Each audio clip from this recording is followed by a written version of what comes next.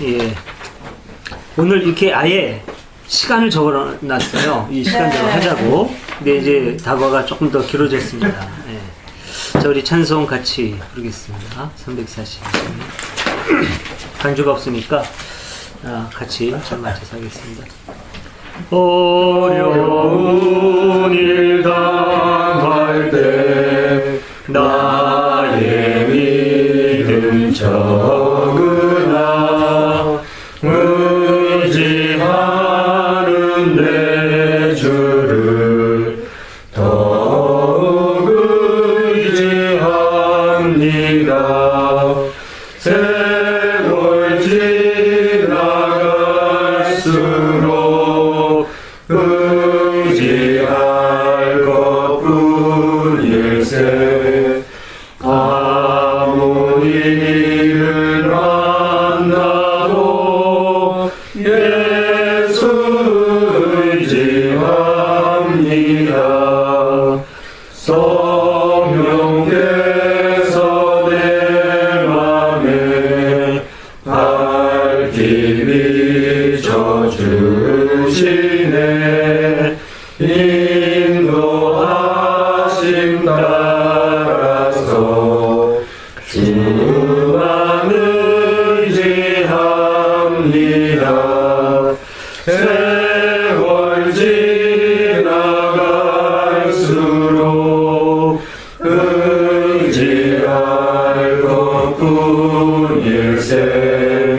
아무 일을 만나도 예수 의지합니다. 밝을 때에 노래며 어두울 때에 기도와 위태할 때 도움을 주께 간구합니다.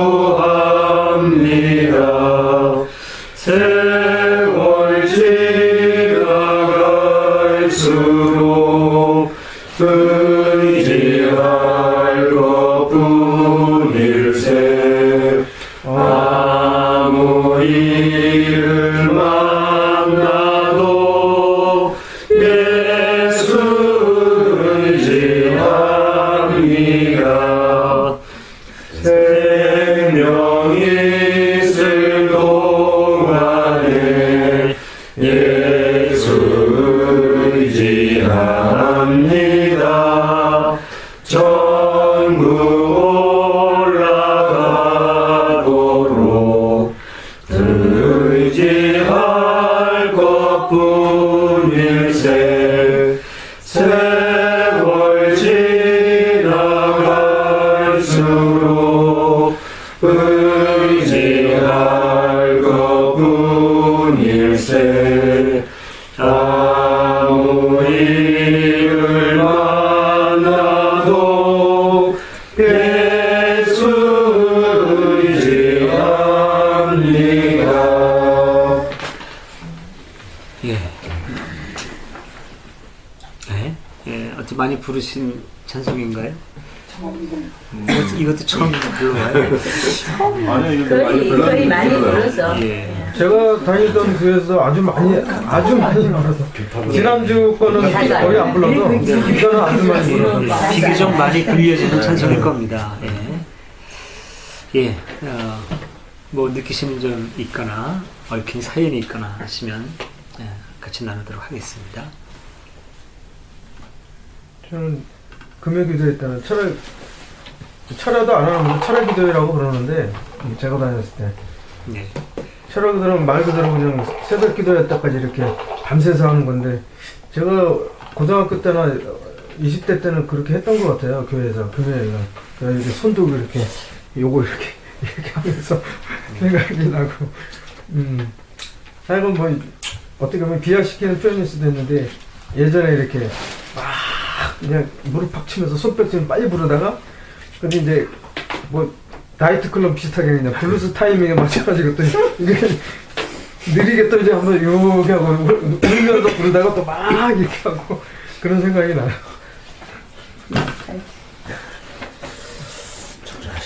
저는 개인적으로 굉장히 좋아하는 곡인데요. 근데 그 1절이 논리적으로 좀 안 맞아요. 이게 뭐냐면 어려운 여자 나의 믿음 적어라 그러는데 믿음의 정의가 좀 정확하지 않고요. 그 다음에 어려운 일을 당할 때는 믿음이 적다고 얘기를 하는데 우리가 보통 사고가 났을 때도 어떤 사람 믿음이 적어서 이렇게 사고 날 수도 있다고 얘기를 하고 어떤 사업에 실패해서 그런 문제가 나오는데 그러면 사업이 잘 되는 사람은 그럼 믿음이 강하냐? 안 믿는 사람도 있거든요. 그러니까 이게 논리적으로는 이게 사실은 안 맞거든요. 그래서 요 말이 항상 할 때마다 요거는 좀 바꿨으면 하는 생각이 많이 드는 주제입니다. 근데 여기 나의 믿음 적으라는 어려운 일 당해서 적어준 게 아니라 그런 거는 그냥 항상 적은데 항상 적다고 겸손하게 조합해서 어려운 일 당할 때 의지한다는 얘기. 그걸 이 문장을 바꾸면 정확할 거라네. 나의 믿음이 적으나 어려운 일을 당할 때 의지하는 내 주를 더 의지합니다. 이렇게 하면 정확하게 되는데 평소에 내 믿음이 적지만 어려운 일을 당할 때 의지하는 주를 더 의지하는 거 이렇게. 근데 이게 이 번역하는 사람들이 아마 옛날에 번역했을 거예요. 그래서 거의 지역에 가깝게 하다 보니까 뭐니까 내가 영어 볼 때는 when I met 이게 어려운 일을 당할 때 but I 이런 식으로 하니까 그대로 번역을 해서 그래서 직역은 조력이다라는 얘기가 있죠. 직역은 조력이다. 그 서로 어떤 그 언어의 배경이 다르고 하기 때문에 우리말 상황에 맞게 의역을 해야지 그대로 직역을 하면은 그 문화상의 차이점 때문에 발생할 수 있는 그런 그 뭐랄까요 번역상에서 전달되지 못하는 부분이 발생을 한다는 거죠. 그렇게 해서 이제 번역을 한 직역은 조력이다라는 원칙으로 의역을 한 번역이 바로 공동 번역이죠. 그 의역이 많다고 싫어하더라고요. 그런 분도 많이 있죠. 제가 있던 교회에서 그것도 또 이제 의미가 어느 정도는 있는 게 의역을 하다가 보면은 원래 갖고 있었던 그 원어상의 의미를 또 이제 발견하기 어려워지는 경우가 있어요. 그러니까 원어의 분위기나 이런 걸 아는 사람 입장에서 봤을 때는 그 분위기가 확 사라지는 듯한 느낌을 갖죠. 근데 대중의 입장에서 봤을 때는 의역이 훨씬 나은 거 아니에요? 대중의 입장에서 봤을 때는 의역이 훨씬 낫죠.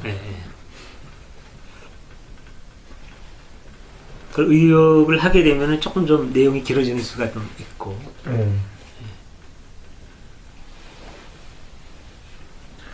근데 되게 보면은 보수 기독교 특히 그 개신교가 캐톨릭보다 더 보수화가 많이 돼가지고 이제 우리나라 같은 경우엔 그 찬송가뿐만 아니라 성경책도 옛날 성경책을 고집하는 데도 꽤 있어요. 잘못된 번역들이 굉장히 많은데도 불구하고 새로운 번역해가지고 새로운 단어 요새 쓰는 사실 단어인데 성경에 잘못된 번역들이 많아요. 사실은 그 한자를 갖다 해가지고 그걸 그대로 그렇게 해야지만 사실 이게 성경답다고 생각하는 사람들이 그걸 마치 원어처럼 생각을 하고 그 다음에 나오는 걸 번역본처럼 생각을 하는데 그러면 교인들을 히브리어 헬라어 가르쳐가지고 이걸 해야지. 지금 보수 쪽에서 제일 많이 쓰는 게 지금은 이제 하나 바뀐 게 옛날에 그 개혁 개정 옛날에 그 개혁 성경이라고 하는 거를 바꿔서 개혁 개정본이라고 그러거든요. 그게 어떻게 바뀌었냐면 그 처음에 예수께서 뭐 처음은 아니고 1930년대 번역본일 겁니다. 그게 56년도인가 그때 당시 맞춤법으로만 바뀌었어요. 그게 그거까지만 이제 간 거죠. 그걸 이제 개혁본이라고 그럴 거예요. 근데 그 다음에 공동번역이 나오고 새번역이 나오고 이 새번역이 이제 신구약 다 이제 번역이 됐죠. 그런데 그 모든 게 다 거부되고 나서 그 다음에 이제 또 한번 그러면은 우리 아주 안 맞는 용어만 바꾸자고 그래서 그 다음에 또 바꾼 게 개혁 개정본일 겁니다. 근데 그거는 뭘 어떻게 바꿨느냐면 예수께서 가라사대를 예수께서 말씀하시기를 그런 식으로만 바꿨어요. 딴 내용은 전혀 건드리지 않고. 그러니까 그거를 지금 제일 많이 아마 쓸 겁니다. 그게. 그 내용 보면은 바뀐 게 없어요. 똑같아요. 잘못된 부분 그대로다. 다만 가라사대를 말씀하시기를 그렇게 바꾼 게 지금 이제 통용되고 있죠. 제일 많이 통용되고 있고. 진짜요? 네, 그래요. 공동번역 쓰는데도 지금 별로 없고. 아니 그러니까 제가 어렸을 새 번역도 거의 안 쓰고. 쓰던 성경이랑 네. 별반 차이가 없다는 말씀이죠? 네네. 그렇죠. 네, 그래요. 지금. 네, 보수 쪽에서 제일 많이. 가라사대를 말씀하시고.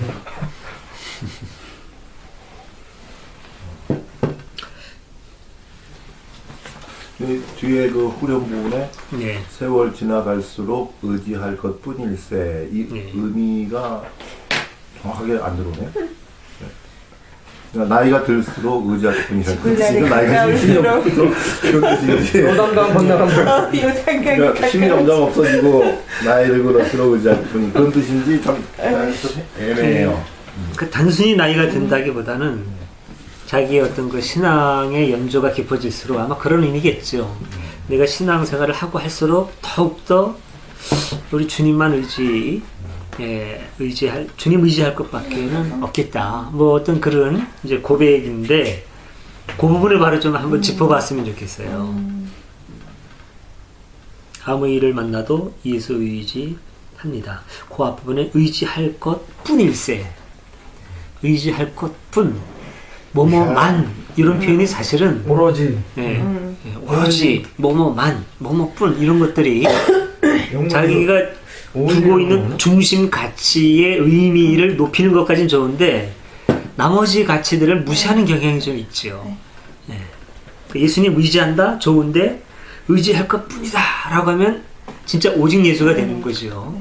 오직 예수가 되고 예수님과의 관계가 깊어지는 거는 좋은데 그 다음에 다른 어떤 관계, 사회적인 관계라든가 가정의 관계라든가 이런 것들이 손상될 가능성이 있지 않겠느냐라고 하는 걸 생각해 볼 필요가 있는데 그래야 된다는 거죠. 보수적인 쪽에서는 오로지 예수 이렇게 해야 되는데 우리는 좀 그 점을 생각해 보는 거죠. 과연 그래야 되는 것이냐. 이것도 예. 가사 바꾸겠는데? 그치? 왜 어떻게 예수님은 것이냐 그래가지고 우리 예수 아닐세 이렇게 의지할 것. 그 점을 하나 좀 짚어볼 필요가 있고요. 그 다음에 여기에서 그 작시자 원래 의도한 분이 아무 일을 만나도 예수 의지합니다. 예수 의지할 것뿐일세 라고 했을 때 이 의지한다는 게 과연 어떤 걸 의미하는 것인지 예. 오늘날 우리들이 얘기한 것처럼 오직 주님만 믿는다는 것이냐 아니면 예수를 의지한다는 것이 다른 각도일 수 있는가 하는 것도 좀 생각해 볼 필요가 있을 것 같고요. 제 경우에는 이제 긍정적인 면으로 받아들이고 싶은 부분이 있어요. 절반. 그리고 이제 절반의 어떤 좀 부정적인 좀 느낌도 좀 있고.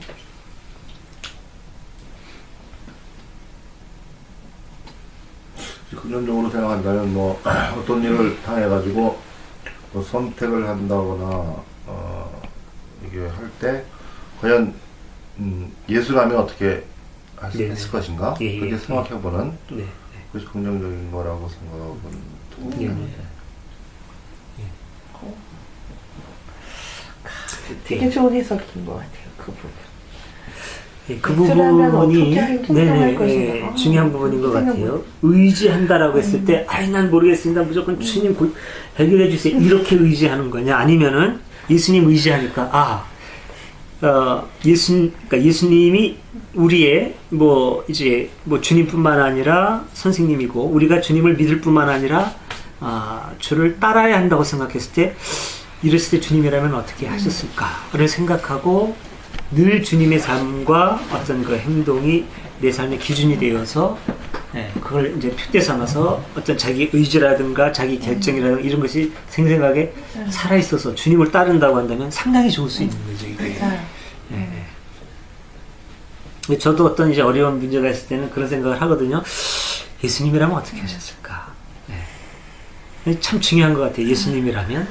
그럼 이제 이게 사람마다 예수에 대한 이해를 어떻게 하느냐에 따라서 달라지죠. 이제 교리적인 생각을 갖고 있으면 이제 그쪽으로 가는 거고, 그게 아니라 예수님이 우리의 삶의 모든 면에서 정말 하늘을 우러러 부끄러움 없이 사시고 늘 그 어떤 그 불의와 타협하지 않으시고 당당한 정도를 가신 그런 분이라고 생각하면 우리의 삶은 그쪽으로 이제 가는 거죠. 아주 능동적으로 예수를 친구 삼아. 근데 문제는 그거예요. 예수님이라면 이렇게 했을 텐데 과연 내가 할 수 있을까? 네. 그러지 못하거든요. 네. 그런 부분이 고민스러워. 있단 말이에요. 그게 제일 아주 거기서 네네네. 어려움이 있죠. 그러니까 10분의 1 정도는 할 수 있지 않을까요? 네? 10분의 1 정도는 할 수 있지 않을까요? 그때 바로 용희님이 며칠 전에 음. 누구한테 누구죠? 제 목기 사진 보고 그 댓글 쓴 그 친구 정희군한테 썼던 그 표현이 중요하다고 생각합니다. 다 김연아가 될 수는 없다. 그러나 김연아처럼 그렇게 자기 분야에서 최선을 다해서 노력하고자 하는 삶을 우리가 살 수 있는 거 아니냐. 그렇죠. 뭐 여기 예수님처럼 살 수 있는 분이 누가 있겠습니까? 그러니까 김예슬이가 가는 길을 다 갈 수 없다. 그런 걸 이제 의식하고 이거 문제가 있다. 예, 그러면서 현실을 피하는 건 아니지만 타협하지 않고 자기가 있는 상황에서 그걸 계속 이겨나가려고 노력하는 건 중요한 것 같아요. 특히 흔히 이제 교리적인 의지를 어떤 교리적으로 이렇게 해석해 보면 원하거든요. 어려운 일이 있을 때 새벽부터 밤늦게까지 기도, 금식, 충성, 헌신 이런 걸 요구하거든요. 그렇게 하면 네 문제가 해결된다 하는 거 흔히 이제 교회에서 제시할 수 있는 방법인데 어떤 부정적인 어떤 그런 생각을 긍정적으로 한번 변환시켜 보는 것도 어떤 의미에서는 의지가 아닌가, 예수를 의지하는 거 아닌가 하는 그러니까 결국은 자기 안에 있는 예수의 상, 내가 예수를 어떻게 생각하는가, 내가 저항가로서의 예수로 생각하는가, 아니면 정말로 고아와 과부와 압제당하는 자를 불쌍하게 생각하는 그런 측면에 내가 예수상을 갖고 있는가. 우리 가가리님도 저도 다 틀릴 거예요. 그 가슴 속에 품고 있는. 그러니까 그 상에 맞추어서 자신도 그렇게 하도록 에너지 긍정적으로 변환시킨다. 저는 그렇게 한번 의지를 그런 식으로 한번 해석해봤어요. 빈사님이나 가가리님도 자유롭게 말씀해요. 제가 볼 때 인간의 어떤 욕심이 좀 있어요. 여태까지 다 한 거 다 해봤는데 안 되니까 결국 믿을 건 하나밖에 없구나 이런 좀 이제 다른 거 다 해보다가 이제 안 되니까 이제 그런 인간의 이기적인 욕심이 좀 있는 것 같고요. 제가 얼마 전에 사무실에서 이제 그 참선가를 한번 나도 모르게 흥얼거렸어요. 뜻없이 물건 그 복종을 그랬더니 사무실 직원들이 깜짝 놀라게 운동권 노래를 부르는 운동권도 아니고 참선가다 했더니 말 그 정말 말이에요. 찬송가도 보면은 어떤 장로교 주로 부르는 찬송가 있고 기장 쪽에서 부르는 찬송가 이러다 보니까는 자기가 이제 자주 부르던 건 아는데 안 부르던 거는 좀 이제 가사는 이렇게 이해는 되지만은 음정 자체가 리듬 자체가 상당히 좀 이렇게 전투적으로 나가려면은 운동권 이렇게 생각하시는 분도 상당히 많아요. 특히 이제 그 보수 쪽에 이제 계시는 분들이 그래서 내가 깜짝 놀랐어요. 이게 벽이 상당히 두텁구나라는 걸 느꼈습니다. 몇 주 전에 그런 얘기 했었어요. 왜냐면 이거 불렀었거든요. 네. 그 찬송을. 네, 우리 정말 네. 불렀어요. 근데 저 같은 경우는 제가 예전에 이 찬송 부를 때 운동권하고 아무 상관없이 제가 다니는 데는 그거 불렀었거든요. 근데 운동권 학생들이 그 찬송은 불러요. 실제로 그 찬송을 부르니까. 그 자기들도 찬송가라는 걸 모르고 노래가 좋으니까 의미가 있으니까 그걸 부르는 경우가 있죠. 맞아요. 저는 이거 가사를 봤을 때 되게 관념적이라는 생각이 들었어요. 정말 그러니까 내 의지는 없이 그냥 의지를 하는 거잖아. 이제 용희님께서 그런 말씀을 해주셔서 이게 해석이 정말 중요하구나. 그 전에 교회 다닐 때는 찬송가를 해석한다는 건 생각도 못하고 항상 그냥 불렀거든요. 가사가 괜찮네요. 그 뜻없이 무릎 꿇는 같은 거. 근데 예동 나오면서 한 가지 새로운 배우는 게 뭐냐면 찬송가도 이렇게 문제점이 많고 바꿔야 될 것이 많구나라는 걸 되게 그렇죠. 그렇죠. 그 제가 이제 성경 본문뿐만 아니라 찬송가를 이렇게 나눔을 하는 중요한 이유가 그거예요. 우리는 이제 자꾸 이제 성경 교리에 이렇게 여기 얘기하고 찬송가 얘기는 안 하는데 찬송가가 못지않게 그 역할을 해요. 찬송가는 더더군다나 이거는 뭐 가지고 뭐 공부하거나 이런다는 생각을 사람들이 안 하거든요. 그냥 부르는 거지. 맞아요. 근데 계속해서 부르면 반복해서 부르는 건 세뇌 효과를 줍니다. 진짜. 아주 강력한 세뇌 효과를 줘요. 그러니까 이거는 그저 계속해서 비판의식 없이 부르다 보면 그냥 각인이 되는 거죠. 근데 문제되는 찬송가들이 너무너무 많아요. 교리화된. 상당히 교리의 영향을 많이 받은 것들인 거지. 그래서 저는 이제 하나하나 지금 다 우리가 좀 부르면서 생각을 해두고 또 이게 하나의 의미만 딱 있는 게 아니라 노래라는 게 그렇거든요. 시라고 하는 것 자체가 그래요. 굉장히 그 다양한 의미를 갖고 있을 수 있고 저자도 자기가 의도하는 것 속에 자기도 모르게 교리화된 시가 그리고 자기의 순수한 어떤 고백 이런 것들이 작시자한테도 같이 들어있어요. 그래서 물어보면 작시자도 그걸 구별해내기 어려운 것들이 있을 수 있는 거죠. 그러니까 그런 것들을 우리가 생각해보고 점검해보는 거는 꽤 의미가 있는 거죠. 이런 말씀 들어서 뭐한데요. 그 예전에 다니던 교회에서 보면은 밤마다 나와서 기도하시는 분들 주로 이제 여자분들인데 뭐 아무런 그런 거 아니에요. 근데 제가 이제 안타깝게 생각하는 것이 그 당시도 그랬지만 지금도 되돌아보면 되게 안타까운데 대부분 그 힘드신 분들이었어요. 그러면서 이런 노래를 자주 부르시거든요. 혼자서 이렇게 우시면서 대부분 과부들. 웃을 일 아니에요. 그러니까 제가 다니던 데서 이제 그런 좀 그 당시 되게 안타까운데 지금도 이게 너무 선하게 들어오는 거예요. 이게. 그분들 제가 이제 지금도 이름을 안 잊어버리고 있는데 너무나 어렵게 사시는 분들 남편도 없이 애들이랑 이렇게 그런 게 상당히 많았고 제가 다니던 그 보수교회지만 그래도 그분들을 위해서 교회가 또 뭐 쌀 같은 거 이렇게 성미라고 해가지고 그런 일을 하고 그랬거든요. 교회 차원에서 학비도 애들 대주기도 하고 근데 그분들한테는 이거를 이제 자주 부르셨죠. 이게.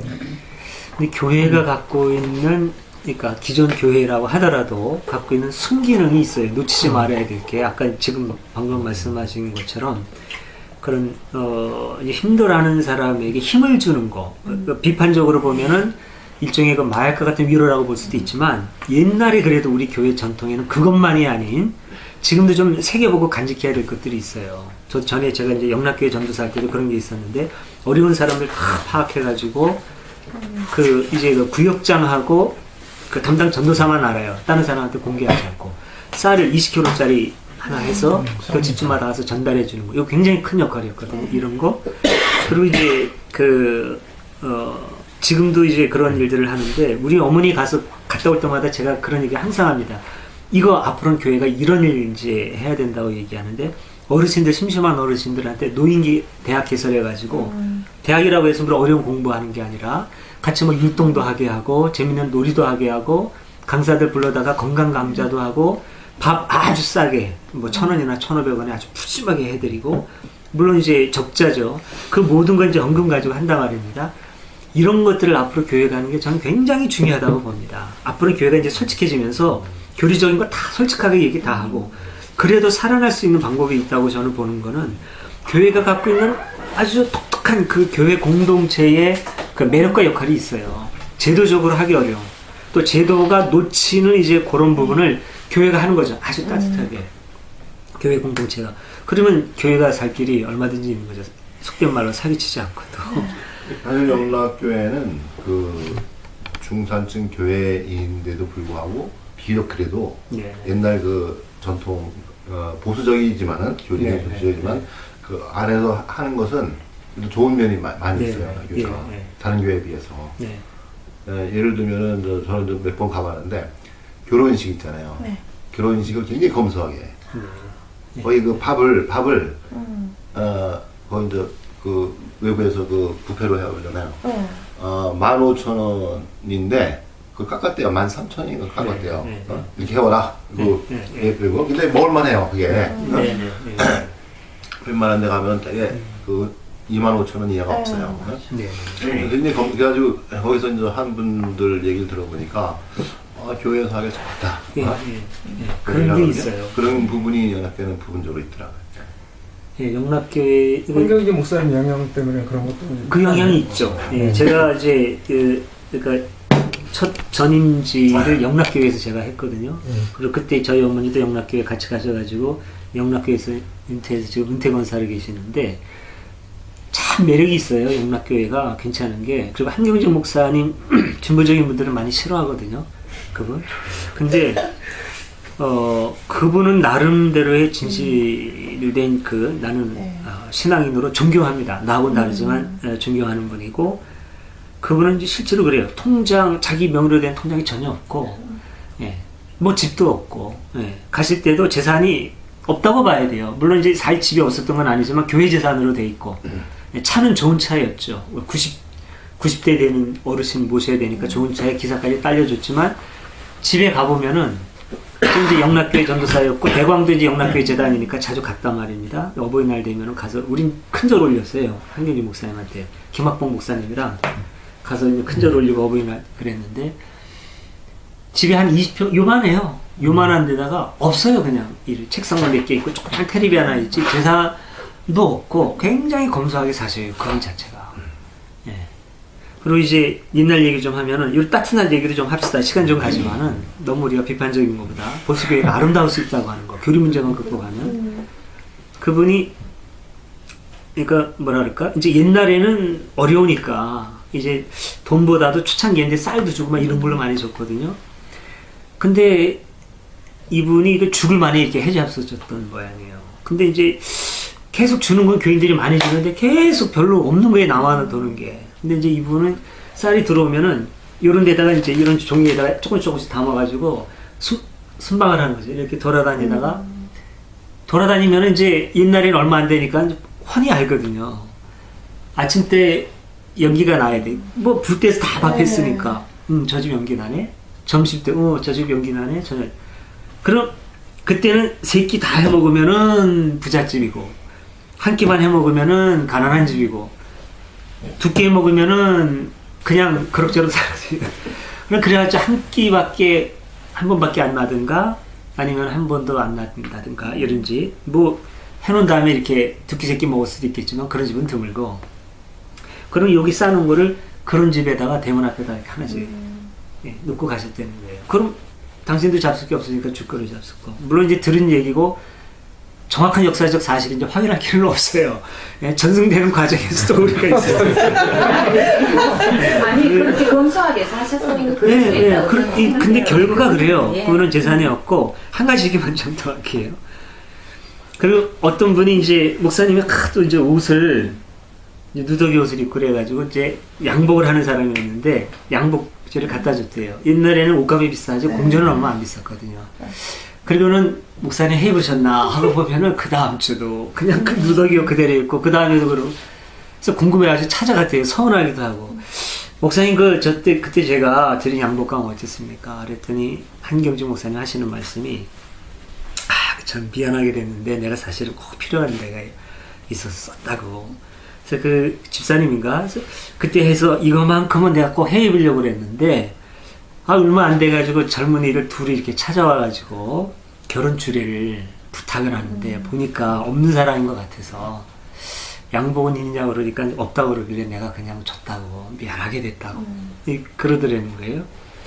이제 그런 얘기들인데 전승과 그 사실사의 오차를 감안하더라도 그분이 보여준 삶의 모습은 오늘의 영락교회를 있게 한 굉장히 중요한 아마 힘일 겁니다. 예. 보수 신앙이 갖고 있는 어떤 힘이라 그럴까? 영락 공동체. 예, 그런 게 지금도 이제 영락교회의 흐름 가운데는 있어요. 예. 그 검소한 거는 그 명명백백한 사실인 겁니다. 남한산상에서 명명백백한 사실. 검사한 그렇죠. 네. 그거는 아주 객관적으로 인정하는 사실인 것 같아요. 아니 근데 이제 보통 우리가 네. 바깥에서 외국에서 보기에는 좋은 차 아주 대형 그것만 차를 끌고 보고. 다니니까 뭐 당연히 호의호식할 것이다 이렇게 생각하는 거지. 그렇게 우리가 사실 그 안을 들여다보지 못하면 하나만 더 할게요. 이거 재밌네. 한 번은 어떤 일이 있었냐면은 거기 이제 목사님이 그렇게 사시니까 와가지고 이제 주고 가는 사람들도 많이 있어요. 근데 이분이 봉투를 주면은 고맙다 그러고 그냥 서랍에 넣어두는 모양이에요. 그리고 그 다음에 누가 어렵다고 찾아가면은 확인 안 하고 그냥 주는 모양이에요. 얼마인지도 모르고. 네. 근데 이제 하나님께 맡긴다는 거죠. 어떻게 보면 참 무대뽀인데 나 같으면 이렇게 해가지고 합리적으로 좀 할 때 쓸 텐데. 근데 이제 어쨌든 이분은 그게 있었던 모양이에요. 근데 어느 전도사가 이제 시골에서 이제 개척하다가 이제 교회를 짓고 싶은데 그래서 찾아온 모양이에요. 그래서 쭉 들어보다가 그러냐고 마침 어느 집사님이 주고 한 게 있는데 이거 가져가라고. 엄청난 돈. 그래서 그냥 가다가 이렇게 보니까 아무래도 이상하더래요. 이게 목사님이 잘못 준 것 같다고. 그래서 나중에 돌려달라고 그러면 곤란하니까 전화 확인 전화를 하면 한 모양이 목사님 여기 얼마가 들어있는데 이거 사실이냐고. 그러니까 난 잘 모르고 그냥 그 있는 거 이제 준 건데 하나님이 주신 걸로 생각하시고 귀하게 쓰시라고 이제 그랬다는 이야기가 있죠. 그러니까 이제 한경주 목사님 이제 그런 이게 지금 같으면 한 1억 정도. 예, 뭐 그럴 수 있지. 그러니까 1,000만 원으로 생각했는데 보니까 한 1억 정도 돼서 확인을 했다든가 뭐 이런. 근데 이제 한국사님 비판하시는 분들은 예. 굉장히 험하게 비판하시는 분들도 많죠. 비판을 하죠. 정치적으로 비판하죠. 집회에서. 조창기대 참석했다. 그뿐만 아니라 신앙적으로는 뭐 이렇게 흔들리는 없는데 정치에서 외압을 했죠. 전도하는 네. 찬양하는 하나님 정치들 행보라든가 이런 게 근데요, 그것도 작업법이 기론을 바른 자처럼 그렇게 싹싹 피해서 야합을 해서 잘 먹고 잘 산다 이런 식으로. 그런 면도 있어요. 예를 들면 이제 북한에 있을 때 그분이 기독교 사회당을 직접 만들어가지고 참여했다든가 그런데 나와서는 완전히 반공이 됐거든요. 이제 이런 요소들 그런 것도 있는데 또 한편으로는 이분의 신앙하고 무관한 거는 아니에요. 왜냐하면 보수 신앙이 갖고 있는 게 철저한 정교 분리거든요. 그 로마서에 있는 대로 모든 권세는 위로부터 나지 않은 것이 없다. 그러니까 무슨 뭐 선한 정권, 악한 정권 가리기 이전에 하나님이 주신 것이다. 이런 생각들이 있는 거예요. 그러니까 이제 전두환이 때도 그런 게 있는 거죠. 악독한, 포악한 독재자 이런 생각보다 어쨌든 하나님이 허락해 주셨으니까 우리는 따라야 된다고 하는 이런 그 보수 신앙관이 있을 수 있는 거예요. 바람직하다고 볼 수는 없지만, 그런 점에서 이제 위험한 거죠. 보수 신앙이 맹목적이고 어떤 거 판단력이라든가 이런 데서 이제 문제가 있는 거지만 그렇다 하더라도 제 생각엔 그래요. 그분의 신앙 어떤 위선이 아니라 신앙관으로 인한 결과였다면 어쨌든 진정성은 인정해주고 싶다는 생각은 들어요. 저는. 근데 그렇게 보수라고 하시는데 또 그 일제 시대의 그 친일 문제 그 부분에 대해서는 또 이제 기자편을 서로 들어주는 것 때문에 또 말이 많지 않았나요? 그 이제 그분에 대해서도 전에가 한경재 목사님이 정식으로 반성을 하셨죠.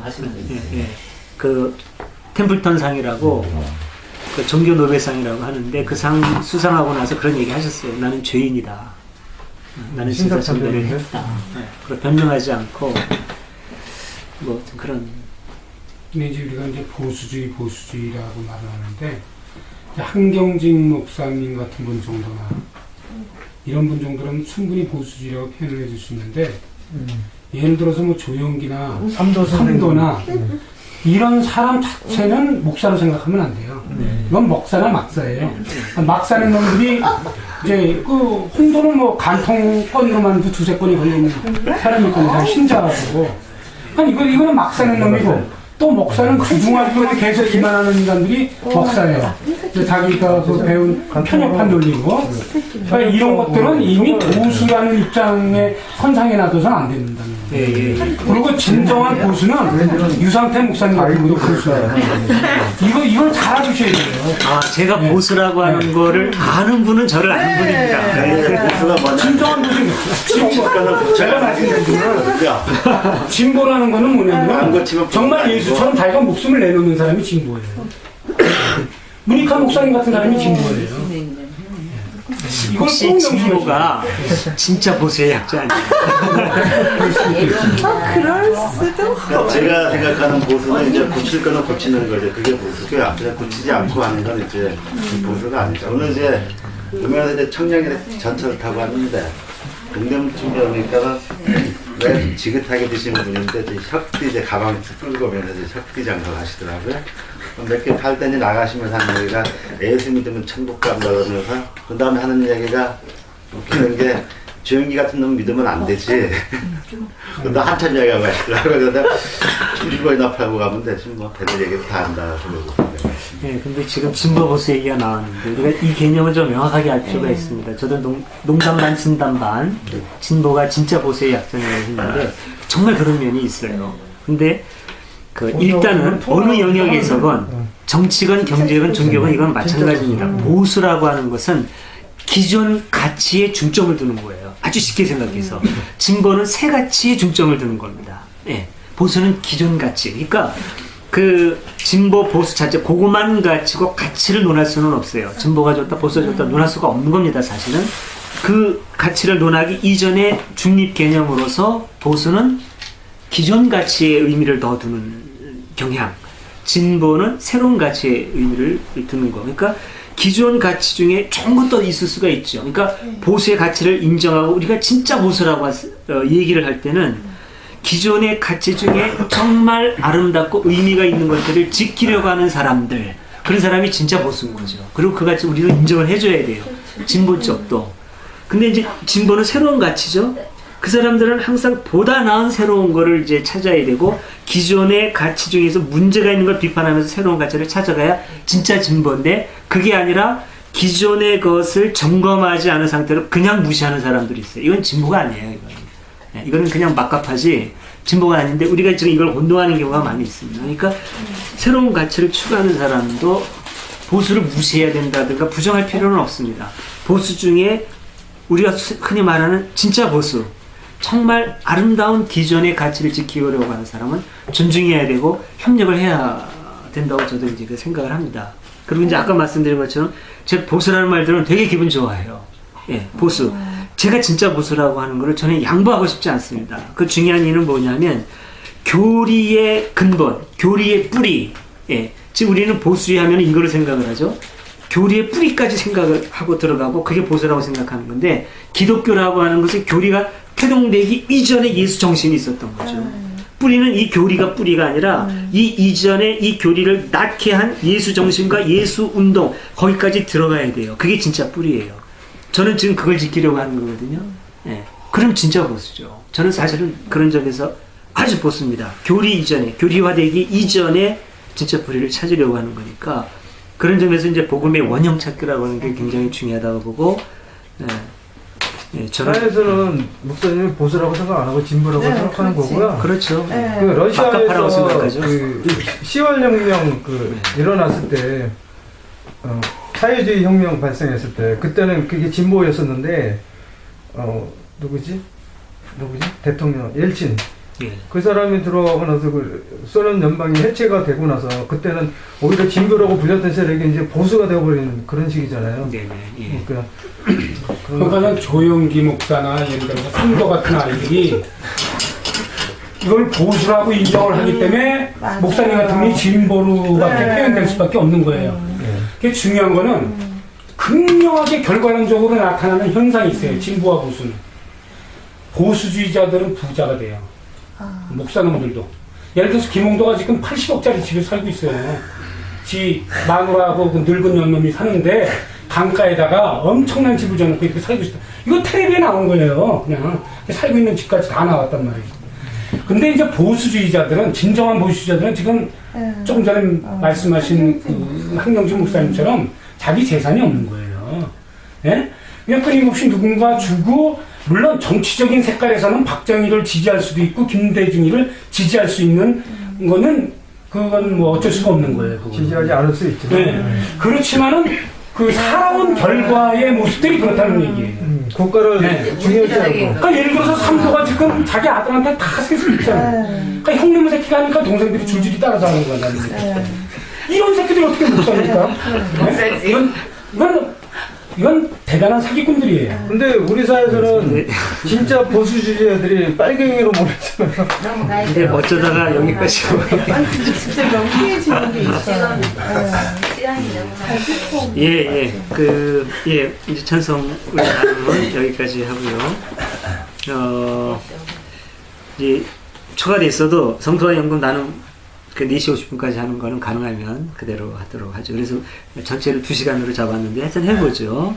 자, 우리 그럼 주님의 기도 같이 드리겠습니다. 하늘에 계신 우리 아버지, 아버지의 이름을 거룩하게 하시며 아버지의 나라가 오게 하시며 아버지의 뜻이 하늘에서와 같이 땅에서도 이루어지게 하소서. 오늘 우리에게 일용할 양식을 주시고 우리가 우리에게 잘못한 사람을 용서하오니 우리 죄를 용서하여 주시고 우리를 시험에 빠지지 않게 하시고 악에서 구하소서. 나라와 권능과 영광이 영원히 아버지의 것입니다. 아멘.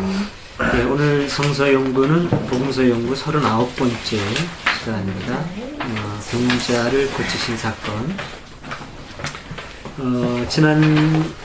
우리가 지난주에 바리새인을 책망하는 그 사건에 대해서 우리가 같이 나눔을 가졌습니다. 핵심 내용은 그렇습니다. 바리새인들이 중요하게 여기는 유대교의 전통을 예수 사람들이 그냥 가차없이 무시해버리는 그런 사건이 일어나죠. 예를 들자면 손을 씻지 않고 음식을 그냥 먹는다든가, 여기에 대해서 이제 바리새인들이 이의를 제기하고 예수님하고 이제 토론이 일어나게 됐었죠. 그래서 예수님이 하신 중요한 말씀이 몸으로 들어가는 것이 더러운 것이 아니라 몸 안에서, 마음에서 나오는 것이 더러운 거다. 이제 전제 없이 마음에서 나오는 것이라고 하는 성서의 표현이 오해를 줄 수 있기 때문에 우리는 좀 이제 해석을 좀 하자 그랬죠. 마음에서 나오는 게 다 더러운 게 아니라 비뚤어진 마음에서 나오는 거, 비뚤어진 마음에서 나오는 그게 이제 더러운 거다라는 그런 예수님의 말씀을 가지고 어떤 형식, 겉으로 드러난 그게 아니라 진정한 어떤 그 동기들, 그 안에 담겨있는 어떤 그 바른 정신을 우리가 알고 지키는 게 중요하고, 예수님이 우리에게 가르쳐 주신 게 그거다라는 말씀을 드렸습니다. 자, 이제 이어지는 사건인데 또 병자를 고치는 사건이 이제 이어서 나오고 있습니다. 마태하고 마가하고 이어서 나오는데, 마가복음의 말씀을 오늘도 우리가 한번 또 오른쪽으로 돌아가면서 나누도록 하겠습니다. 예수께서 그곳을 떠나 띠로 지방으로 가셨다. 한 문장씩 돌아가면서 읽습니다. 이때 그 지방에 와 사는 마르코복음이요. 맨 위에. 예수께서 그곳을 떠나 따로 지방으로 가셨다. 거기서 어떤 집에 들어가 아무도 모르게 종이 계시게 했는데 결국 알려지고 말았다. 그래서 악령이 들린 어린 딸을 둔 어떤 여자가 곧 소문을 듣고 예수를 찾아와 그 앞에 엎드렸다. 그 여자는 피니키아 출생의 이방이었는데 자기 딸에게서 마귀를 쫓아내달라고 간청하였다. 그러나 예수께서는 자녀들을 먼저 배불리 먹어야 한다. 자녀들이 먹은 빵을 강아지에게 던져주는 것은 옳지 않다. 하고 말씀하셨다. 그래도 그 여자는 선생님 그렇긴 합니다만 상 밑에 있는 강아지도 아이들이 먹다 떨어뜨린 부스러기는 얻어먹지 않습니까? 하고 사정하였다. 그제서야 예수께서는 옳은 말이다. 어서 돌아가보라. 마귀는 이미 내 딸에게서 떠나갔다 하고 말씀하셨다. 그 여자가 집에 돌아가 보니 아이는 자리에 누워 있었고 과연 마귀는 떠나가고 없었다. 그뒤 예수께서는 디로 지방을 떠나 시돈에 들으셨다가 데카폴리스 지방을 거쳐 갈릴레아 옷으로 돌아오셨다. 그때 사람들이 기먹은 반벙어리를 예수께 데리고 와서 그에게 손을 얹어 주시기를 청하였다.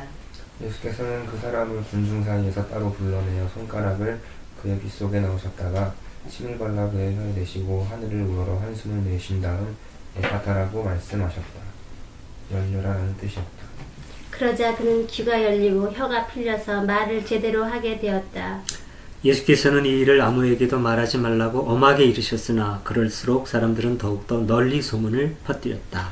사람들은 김먹어리를 듣게 하시고 벙어리도 말을 하게 하시니 그분이 하시는 일은 놀랍기만 하구나 하며 감탄하여 맞이하였다. 그 무리 옆 사람들이 또 많이 모여들었는데 먹을 것이 없어서 예수께서는 제자들을 불러 이 많은 사람들이 벌써 사흘이나 나와 함께 지냈는데 이제 먹을 것이 없으니 참 보기에 안 됐다. 그들을 굶겨서 집으로 돌려보낸다면 길에서 쓰러질 것이다. 더구나 그 중에는 먼저 죽은 사람들도 있다 하고 말씀하셨다. 제자들이 여기는 외딴 곳인데 이 많은 사람들을 배불리 먹일 빵을 어디서 구해 오겠습니까? 하고 반문하자 예수께서 빵이 몇 개나 있느냐 하고 물으셨다.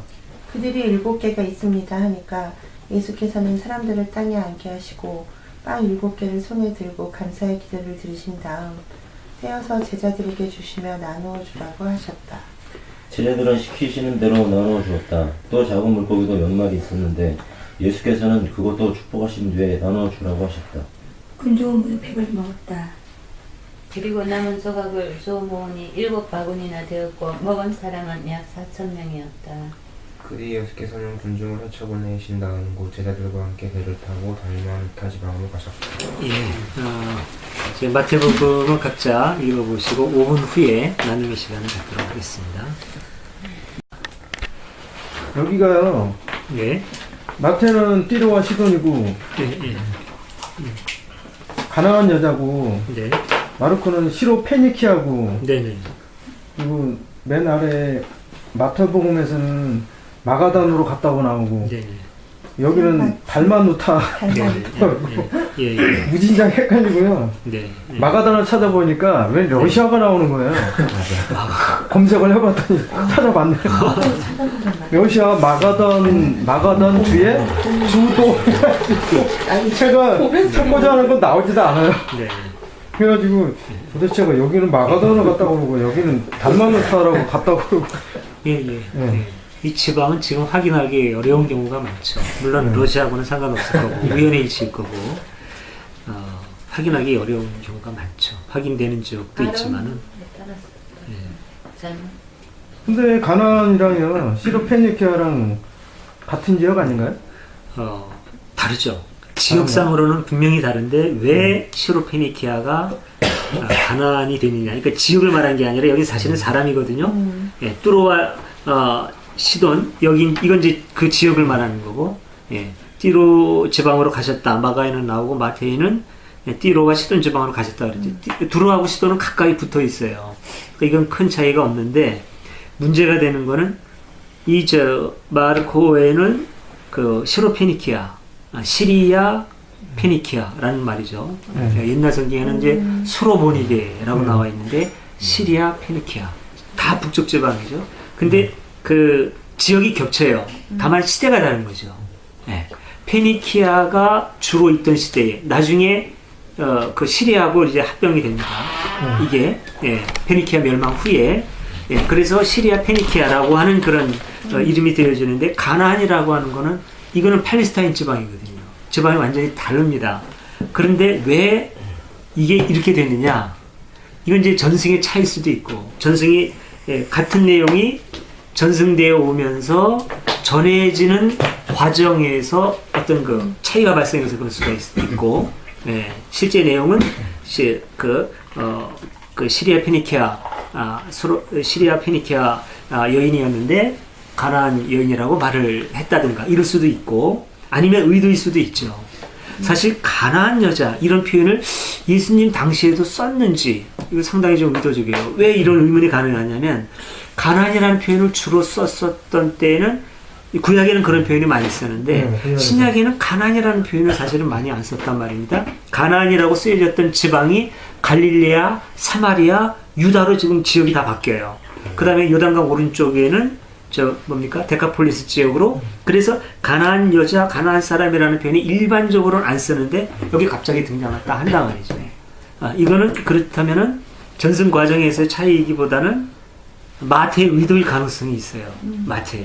마태의 특징을 생각하면은 그게 가능한 거죠. 네. 마태는 자꾸 이제 유대인들한테 유대인이 갖고 있고 기대하고 있는 그 믿음의 완성자로서의 예수를 지금 전해주려고 하는 경향이 강하단 말이죠, 지금. 예. 그러니까 여기에서도 이제 아까 얘기한 여러 차이가 나오는데 그 외에 또 하나 다른 게 뭐냐면 이 여자가 예수님을 얘기할 때 마르코에는 그게 없는데 다윗의 자손이시여 이런 얘기가 툭 튀어나와요. 이건 이방인이 말하기 어려운 겁니다. 유대인이라야 할 수 있는 거지. 다윗의 자손을 고대하고 있고 다윗의 왕권을 회복시켜줄 메시아로서의 예수님을 기대하는 사람이 이런 표현을 쓸 수 있는 거지, 이방인이 쉽게 쓸 수 있는 표현이 아니에요. 근데 여기서 이 여인이 다윗의 자손이라고 이렇게 얘기한단 말이죠. 이건 상당히 마태적이죠. 구약하고 자꾸 비교하고 구약의 성취자로서의 예수님을 표현하려고 하는. 그럼 이 사람이 시리아 페니키아 여인을 알고 있으면서도 가나안 여자라고 얘기했을 가능성이 있어요. 중요한 건 여인의 출신 성분이 중요한 게 아니거든요. 마태의 시각에서는 모든 사건이 어떻게 예수에 의해서 오늘날 우리에게 의미 있는 사건으로 다가오느냐, 이게 중요한 거죠. 근데 공통성이 뭐냐면 여기서도 시리아 페니키아 여자는 이방인이에요. 예. 예. 우선 첫 번째로 염두에 두고 있는 유대인의 메시아가 아닌, 나중에 확장은 되지만 이방인이었단 말이죠. 그러니까 여기에서 마태가 생각하기에는 어느 이방인이냐가 중요한 게 아니라 이스라엘 우리 민족과 대치되는 어떤 그 이방인을 마태는 이제 생각을 하는 거죠. 그랬을 때 마태가 생각하는 구약에서도 계속해서 유대인과 대치되는 이방인의 대표는 누구냐면 가나안 사람일 수 있는 거죠. 그러니까 가나안 여자 하나가 와서 얘기하는 걸로. 그랬을 때 오히려 마태를 통해서 예수 복음을 소개받는 사람의 입장에서는 대비가 명확해지는 거예요. 오히려 시리아 페니키아 별 관심 없어. 마치 우리나라 사람한테 외국 사람하고 얘기할 때, 태국 사람 얘기할 때 별 의미가 없는 것처럼, 일본 사람 그러면 이건 확실히 외국 사람이고 적대관계가 딱 형성이 되는 것처럼. 그래요. 일본 하면 아직도 지금 프로야구에서도 그렇잖아요. 외국인 투수하면은, 미국인 투수하면은 국기 세워준다 그러더라고요. 자긍심을 가지고 더 열심히 해. 이런, 이것도 고약한 거죠. 어떻게 보나 압력인데. 근데 LG하고 어디는 안 한대요. 일본인 투수가 있는 데는 안 한대요. 일본인 투수가 딱 드러나는 일장기 세우면은 그렇죠. 난리 날 수 있거든요. 우리나라에서는 일장기 보는 거는 이건 아주 굉장히 자극하는 게 될 수 있으니까, 그러니까 이런 의도가 있을 수 있는 거죠. 지금 이제 마태에서는. 예. 그러니까 이 성경의 표현이 문자 그대로 받아들였을 때 얼마나 뭐라 그럴까요? 어떤 우리가 의도를 파악하는데 오히려 방해가 될 수 있는지를 알 수 있는 거죠.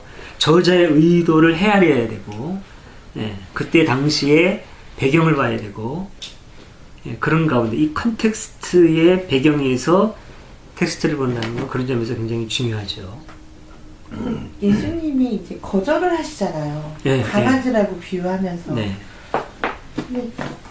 강아지 하니까 좀 귀엽죠? 개혁에는 뭐라고 되어 있어요? 그냥 개라고 되어 있어요. 되게 비하한 거잖아요. 네, 그렇게 볼 수 있죠. 되게 단호하게 거절하셨는데. 그러면서 이제 그러니까 왜 이렇게 거절을 하셨을까? 그런 분이 아니신데. 네네네. 예수님은. 그거 이상하죠? 네. 그것도 이제 생각을 이제 해볼 부분이죠. 왜 예수님이 안 그랬을 텐, 예수님 이런 분 아닌데 왜 그랬을까? 너무 심하게 거절을 하시잖아요. 의도적인. 네.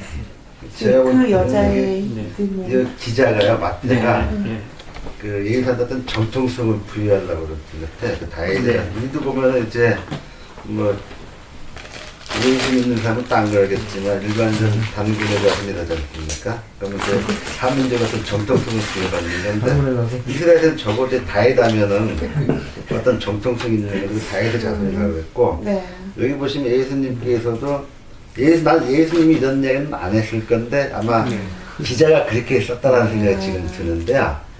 자녀들이 먹을 빵이라는 것은 사실 이스라엘 민족을 제가 이야기하는 것 같아요. 그건 타민족한테 줄 수는 없는 걸 이스라엘 백성한테 주는 것도 버거운데 타민족한테 왜 주냐 이런 이야기했던 것 같은데, 그 타민족도 강아지도 비교했는데 강아지도 뭐 주인이 떠준 걸 먹으니까 먹다가 흘린 거는 예수님께서 그 말이 맞다라고 이야기하신 것 같고요. 다만 여기 쓴 거는 이제 이거 마태가 자기의 의도를 자기의 정치적인 의도를 상당히 이렇게 여기다가 추가를 시켜놓은 것 같아요. 어느 정도는. 물론 뭐 그렇다고 근본적인 뜻이 바뀌고 그러는 건 아닌데 제가 볼 때는 그런 거 같아요. 근데 이게 마가복음의 원문이 있는 것을 마테오 복음에는 있는데 공관복음인 그 누가복음에는 없잖아요. 네. 그런 것도 있죠. 마태복음의 자료를 마태와 누가가 반드시 같이 가져가야 되는 건 아니에요. 보는 시각에 따라서 그러니까 마르코를 참고했다고 하더라도 마테오가 어느 부분은 가져오고 안 가져올 수 있는 거고, 누가도 마찬가지고. 또 누가복음에는 왜 없었는가 또 한번 생각해 볼 필요가 있거든요. 이 부분이 누가의 입장에서 보면은 네. 굉장히 거슬린 거예요. 그럴 수 있죠. 맞아요. 누가복음은 조금 이게 이방인, 그러니까 유대인 이외에 지향적인 것이 강하거든요. 근데 이런 것 자체가 또 이거는 이건 빼버려. 기분 나쁜 거예요. 빼버려. 그럴 수 있죠. 그럴 수 있죠. 기분 나빠.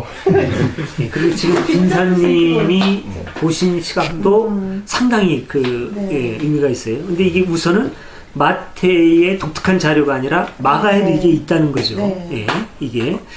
그러니까 원래 이 사건은 마태의 전적인 의도는 아니고, 마태 이전에 이미 사람들한테 수용된 자료일 수 있어요. 이게 뭐 실제로 역사적으로 있었건 없었건 이런 사건이. 근데 우선, 예수님이 이렇게 말씀하셨을 것 같지는 않죠. 뭐 저도 그런 생각은 드는데, 그러나 예수께서 이렇게 하셨을 수도 있어요. 이제 우린 지금 이제 예수님이 흠이 없거나 뭐 완벽한 인간이라고 하는 그런 전제도 내려놓자 그랬죠. 예수님도 당시 유대인이고 이때 한 30살 정도 된 젊은이, 물론 지금하고는 다르지만은 30살 정도 된 젊은이였다고 한다면 얼마든지 어떤 민족의식이라든가 민족적 편견이 없으란 법 없습니다. 예수님도 있을 수 있는 거예요. 아니면 또 아까 말씀하신 대로 예수님은 이렇게 말씀하지 않았는데 기자가 이렇게 말했을 가능성도 있어요. 그렇다면 기자는 그런 어떤 그 편파적인 생각을 가지고 이방인을 무시하려고 했겠느냐? 그거는 아닌 것 같아요. 제가 볼 때는. 이 의도는 굉장히 중요한 의도가 있다고 저는 생각이 됩니다.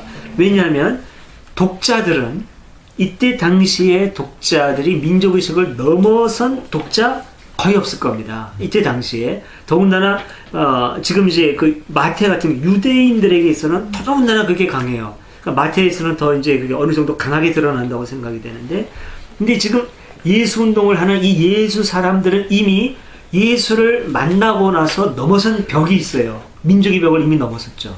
예수에 의해서 민족의 벽을 넘어서고 어떤 그 신분이라든가 이런 거를 다 지금 깬 거 아닙니까? 귀족계층 이런 거 없고 사제계층 없고 오히려 가난한 사람, 어려운 사람 이런 사람들을 품어주는 예수 운동의 가치에 눈을 뜬 사람들이에요 지금. 그러니까 당연히 이방인에게도 그 하나님의 은혜를 선포해 주시는 예수님이라고 하는 의식이 기자들은 있다고 보는데, 문제는 독자들이 그게 안 돼 있다는 거죠. 그러면 독자들을 달래야 될 거예요. 예수 정신을 불어넣어주고 예수 운동에 참여하게 하려면 이 사람들의 눈이 떼어져야 되는데, 이 사람들은 지금 강력하게 지금 벽을 치고 있는 거죠. 안 돼. 이거는 유대인들의 고유 권한이야. 우리들의 고유 권한이야. 더더군다나 이 그 압제받은 민족들, 이 사람들의 민족의식을 건드리는 것은 굉장히 어려운 일입니다.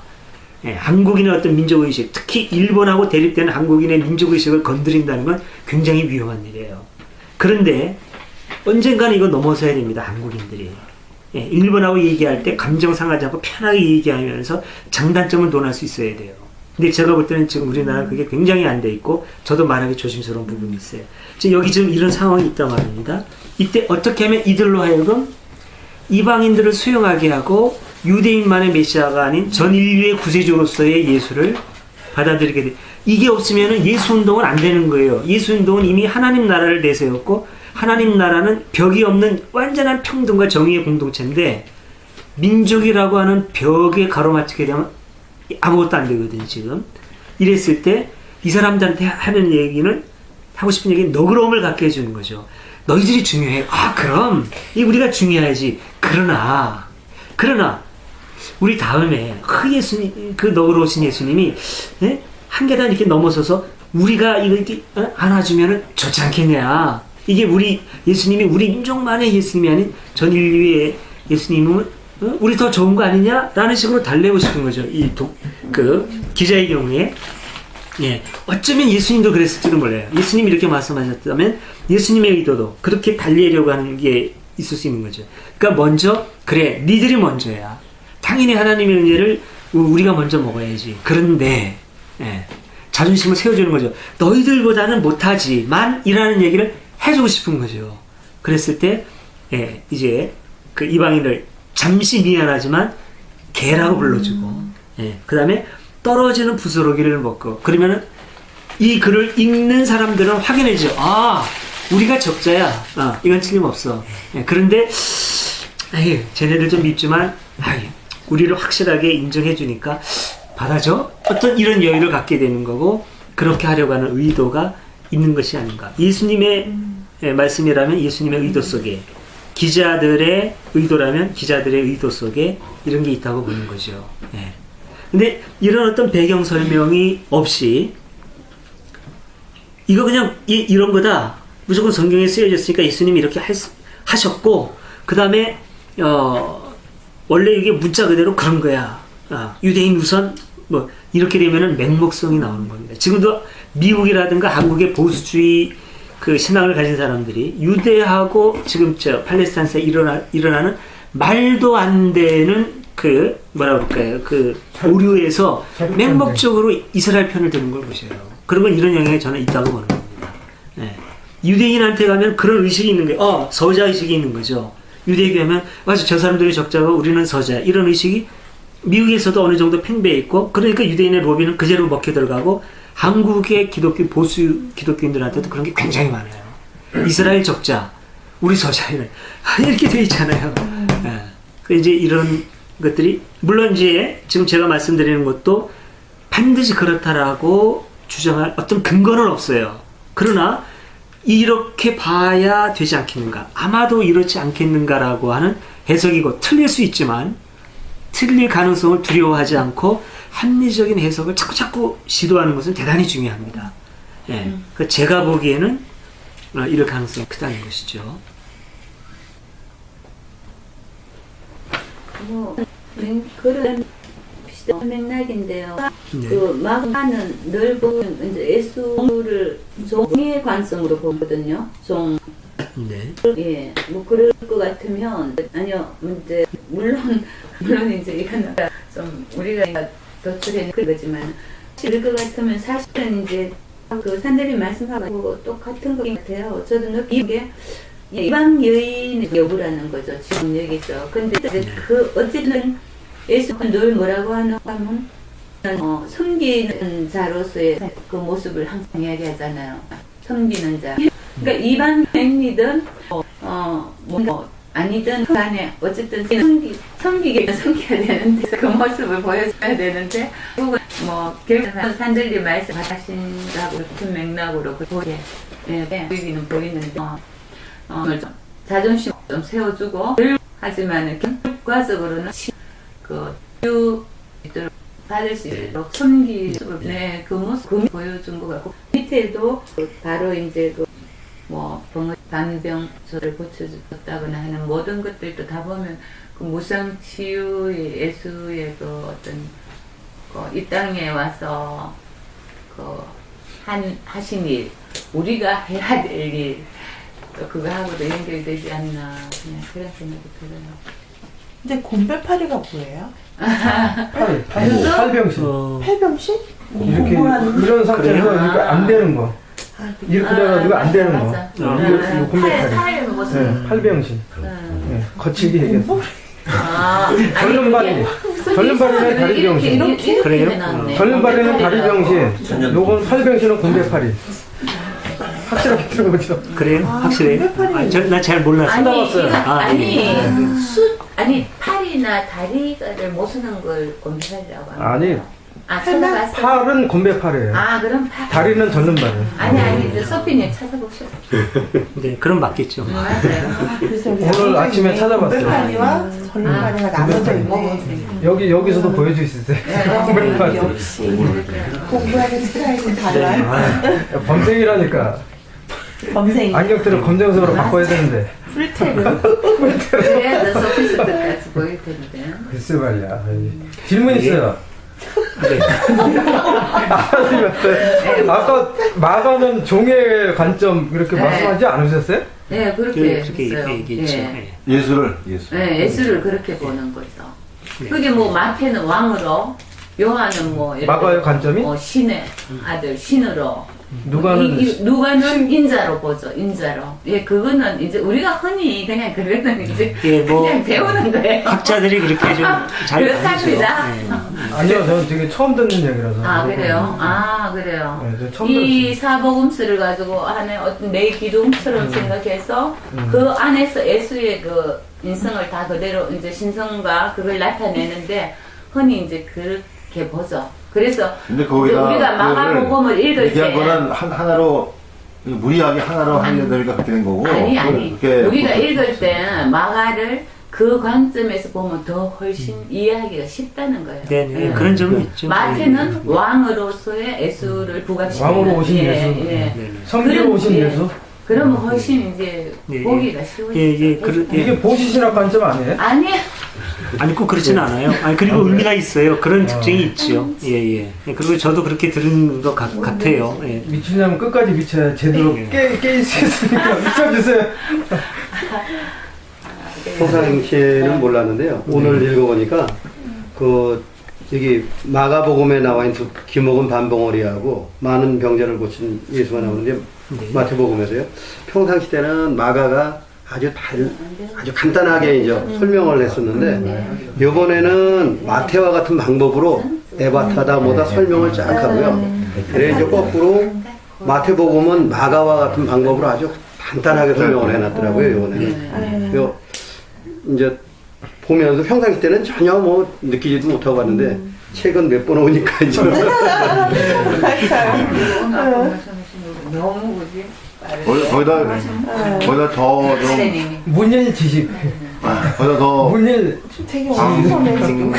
좀 약간 과장한 거 있죠? 좀 약간 여기 이러면 여기는 그냥 반동아리를 거친 예수로 되어 있는데 마태복음은 온갖 병자를 다 고친 걸 좀 과장을 좀 한 것 같습니다. 예, 근데 이 사건이 같은 사건에 대한 다른 기록인지 아니면 그냥 별개의 기록인데 순서가 이렇게 이 사이에 들어와 있기 때문에 같이 이제 편집상 이렇게 넣다 보니까 같이 들어오게 돼 있는지는 좀 단정 짓기는 어렵지요. 이게 편집하다 보면 참 그런 경우가 많아요. 이거를 같이 넣어야 되는 건지 같은 사건인지 이게 참 어렵습니다. 이 두 번째 맥락은 같은 사건이었는지 참 단정 짓기는 어려운데 완전히 또 별개의 기록일 가능성도 있어요. 근데 별개의 기록인데 기자에 의해서 이렇게 편집됐을 수도 있고 근데 또 반드시 그렇다라고 얘기하기에는 편집상에 자리 잡은 위치가 전혀 별개라고 단정 짓기도 애매할 뿐더러 의미상으로 또 전혀 다른 게 아니죠. 병자를 고치는 그런 사건인데 구체적인 내용에 있어서는 또 많이 다르고 좀 이런저런 여러 가지 점들이 일단은 좀 있습니다. 근데 이제 여기에서 조금 더 우리가 이제 첫 번째 문장, 두 번째 문장, 세 번째 문장 넘어가기 전에 첫 번째 문장에서 조금 더 짚어본다면은 이제 우리가 전에 이미 다 한 부분이기는 합니다만은 이 여인이 그 악령 들린 어린 딸을 둔 여자로 나오죠. 마르코복음에 우선 마태에도 여인이 하기를 제 딸이 마귀가 들려 몹시 시달리고 있습니다. 이렇게 얘기를 해 나가는데 이제 중요한 내용은 그런데 이제 고쳐줄까 말까에서 바로 그 이제 이방인에 대한 태도 문제가 나오고 그 다음에 결말에 가서 지금 이제 예수님이 그렇게 말씀하시죠. 어떻게 마귀를 쫓아내주죠. 어떻게 고쳤지? 그런 치유 과정은 별로 나오지 않고 결론은 이미 마귀는 내 딸에게서 떠나갔다. 이렇게 이미 선언이 나온단 말이죠. 이렇게 보면은 마귀의 존재에 대해서 깊이 의식하고 있는 것 같지 않아요. 우리는 이제 마귀 이렇게 나오면 어느 기독교 어느 교파에서는 굉장히 중요하게 여기는데 마귀하고 굉장히 그냥 쉽게 이미 내 딸에게서 떠나갔다. 이렇게 얘기하고 마태복음에는 마귀에 대한 언급 자체가 없죠. 참으로 네 믿음이 장하다. 네 소원대로 이루어질 거다. 그러면서 마귀에 대한 얘기가 예수님에게는 전혀 언급이 되지 않습니다. 지금 여자가 이제 제 딸이 마귀가 들려서 이렇게 얘기를 이제 하고 있죠. 근데 이제 이런 현상을 놓고 봤을 때 일반적으로 사람들의 의식 속에 마귀나 악령이 존재하는 건 틀림없는데 성경에도 보면 그렇습니다. 사람들이 마귀 얘기를 많이 하거든요. 사람들의 의식 속에 분명히 마귀들이 있어요. 오늘날에도 많은 사람들의 의식 속에 마귀가 있죠. 마귀가 있느니 없느니 많이 있죠. 그런데 성서에는 의외로 마귀의 존재를 크게 부각시키거나 그러지 않는 것 같고, 오히려 마귀를 어떤 점에서는, 특히나 오늘 본문에 있어서는 그냥 우리 객관적 실체로 본다기보다는 우리의 의식 안에 있는, 의식 안의 존재로 보는 듯한 느낌이 들죠. 예, 좀 그런 경향이 좀 있습니다. 어찌 보면 사람들의 두려움이 만들어낸 그저 의식 안의 존재이지 객관적 실체가 아닌 것 같은 그런 듯한 어떤 느낌을 우리가 많이 받게 된단 말이죠. 이거는 우리가 좀 생각해 볼 필요가 있고, 단정 짓기는 어렵지만, 그렇다면은 우리가 자꾸 어떤 그 종교에서 어떤 그 마귀라든가 귀신의 어떤 그 실체에 대해서 너무나 많이 우리가 비중을 두는 것보다는 역시 우리 어떤 그런 뭐랄까 내적인 상태, 우리 의식 속에서 우리의 인격을 갉아먹는 어떤 그런 악한 악령, 예, 악한 생각들, 악한 마음들, 이런 쪽에 우리가 그 생각을 하고 거기에 대한 어떤 극복을 생각하는 게 중요한 게 아닌가 하는 생각을 좀 해봅니다. 그리고 두 번째, 아까 그 문단에서 조금 재미있게 우리가 좀 주시해 본다면, 예수님이 이제 어떤 사건이 있을 때마다 이렇게 다니시는 예수님의 뭐랄까요? 예수님의 이제 그 다니시는 그 길들, 코스가 좀 이렇게 있는데, 갈릴리 지방을 중심으로 항상 활동을 하시거든요. 예루살렘은 이제 나중에 가시지만, 방문하시지만.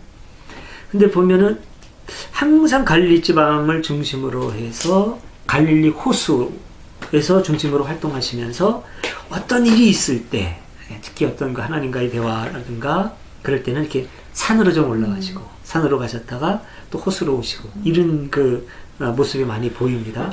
여기도 보면은 마태에서는 호숫가를 지나서 산에 올라가 앉으시고, 똑같은 사건이 아니라고 하더라도 어쨌든 마르코에는 갈릴레아 호수로 돌아오시고, 그 보면 그런 게 있는 것 같아요. 활동을 하고 사람을 만나고 할 때 호수를 중심으로 이렇게 하시고, 혼자 좀 생각을 한다든가 할 때 좀 이렇게 좀 산을 찾으시고, 그래서 이 양면이 신앙생활하는 데 참 중요하지 않나. 공동체에서 이런 횡적인 요소, 사람들을 만나고 사회에서 우리가 서로 교류하는 이런 거 사회성. 그 다음에 이제 뭐랄까요? 이제 산에 가서 조용히 이제 명상도 하고 하늘의 뜻을 헤아리는 어떤 그 하나님과의 어떤 그런 수직성, 이런 그 수직성과 수평성이 조화라고 그럴까요? 어떤 사람들이 십자가가 바로 그런 의미라고 그러죠. 십자가가 바로 하나님과의 수직적인 관계, 사람한테 약간 억지지만, 십자가가 그런 건 아니지만, 그렇게 의미화하는 게 무의미하지는 않은 것 같아요. 그렇게 해서 어떤 그 균형이 이룰 수 있도록, 하늘을 우러르는 삶, 하늘 앞에 내 자신 돌아보는 거, 그 다음에 어떤 이런 그 사회적으로 우리의 역할, 이 균형이 참 중요한 것 같아요. 제 경우에는 양쪽이 다 부실한데, 좀. 양쪽이 다 충실하시죠. 일주일에 한 번 들어가시고. 그러면 신약과 구약을 비교해 봤을 때, 마귀, 제가 언뜻 생각하기에는 구약에서 많이 그린 듯한 느낌이 들거든요. 마귀를?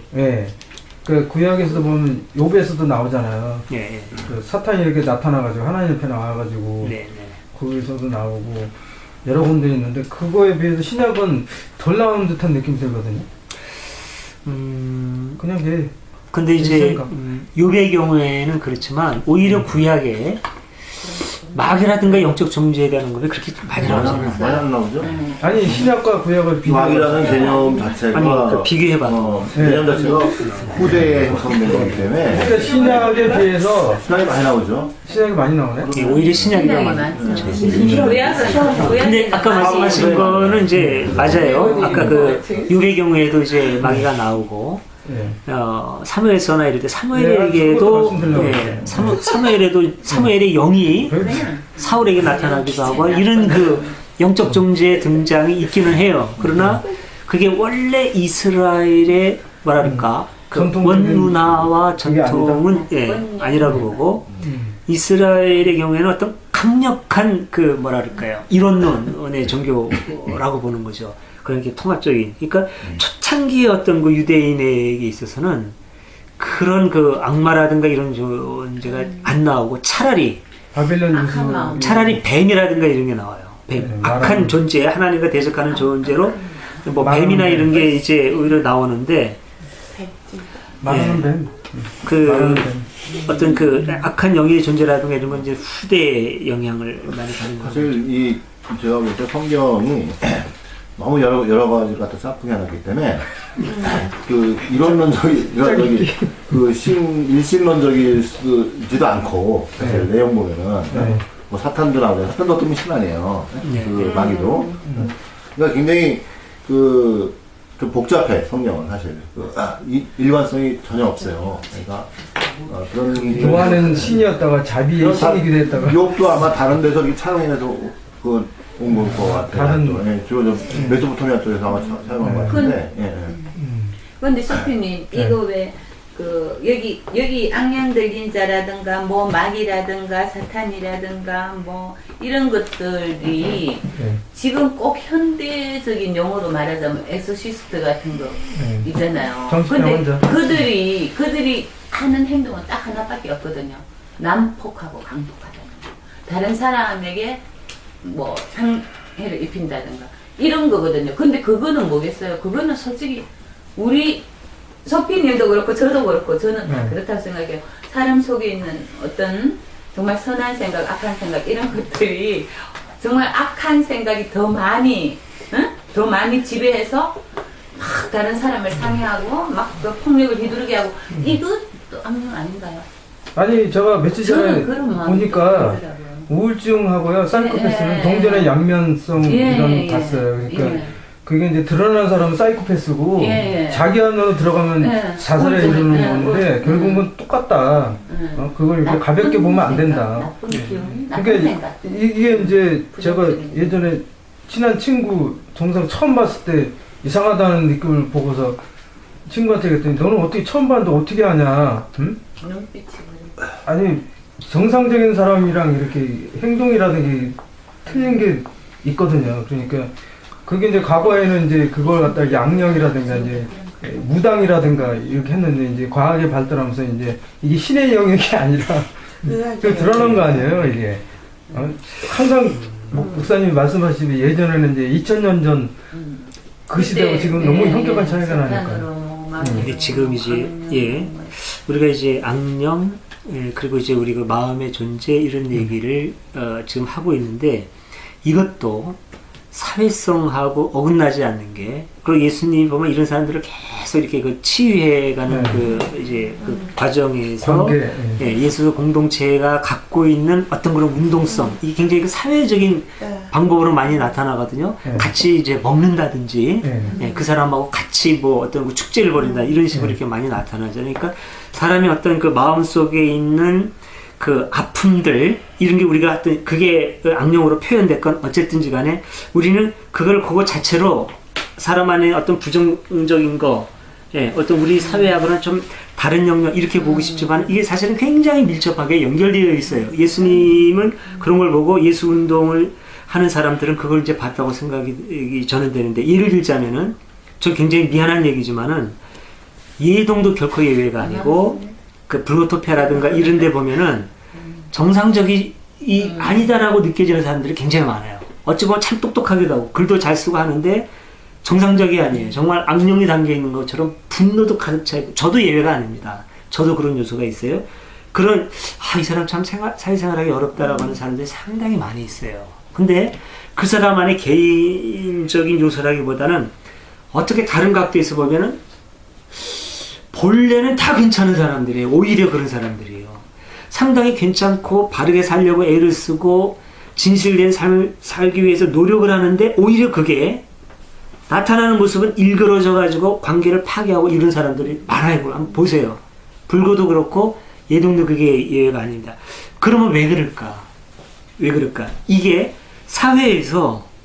사회가 갖고 있는 왜곡 현상 때문에 오히려 그 사회의 왜곡 현상에 편승하지 않고 바로 살려고 애쓰는 사람이 다치는 경우가 많아요. 오히려.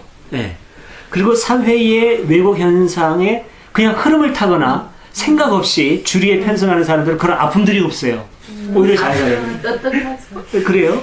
그러니까 한번 이렇게 보십시오. 교회에 아까 우리가 비판했던 뭐 순복음교회니 뭐 큰 교회에 열심히 잘 다니는 사람 보세요. 네, 맞아요. 부자에다가 마음의 고통도 없고 얼굴도 훨씬 더 깨끗하고 행복하다는 사람 많습니다. 깨끗하네. 그런데 이 얘기를 해보면은 복잡한 사회 현상의 아픔에 대해서 너무나 무딘 사람들이에요. 네. 근데 오히려 그런 걸 보고서 이래서는 안 되는데라고 하는 의식을 막 갖고 왔고 이런 사람들이 나가야 되겠네. 우울증도 걸리고 이런 경우가 의외로 많단 말이죠. 왜 그러냐면 이 왜곡된 현상의 흐름을 타지 못하면서 눌리는 거죠, 이게. 예, 못하는 거예요. 제가 볼 땐 그래요. 그러니까 예수 운동의 중요한 가치가 거기 있는 거예요. 즉 그런 사람을 보는 거예요, 지금 예수가. 눌린 자, 예?